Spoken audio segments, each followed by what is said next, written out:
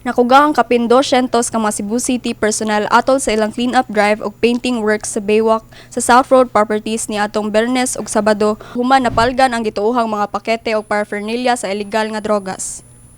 Gituohan sa kapulisan ug sa Cebu City Special Assistant to the Mayor nga si Ramel Ayuman nga posibleng gihimong tapukanan ang mga drug dealers ug users ang lugar. Of course, ang ato presumption na is gigamit gid siya nga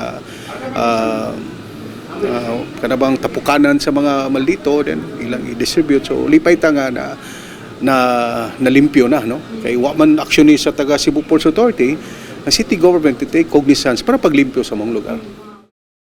Samtang gibutyag sa hepe sa Waterfront Police Station nga si Police Major Henry Orbeso nga nagpabiling subject for validation pa ang maong mga impormasyon nga ilang nadawat.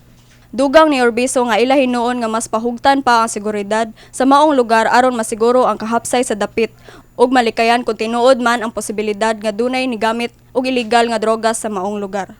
Ato i-strengthen, ato i-maximize, di gyud nato kuhaan og police dito nga police car.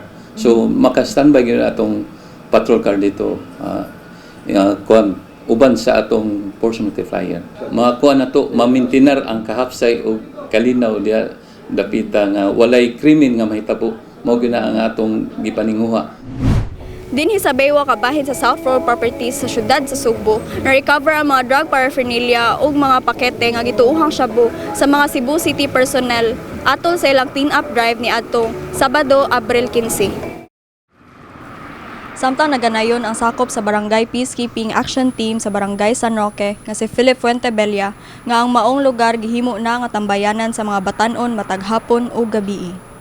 Kuha ma'am kanang daghan mga estudyante kanang manuroy diri nya kada gabi kanang daghan sa tawo kanang mga managuyab.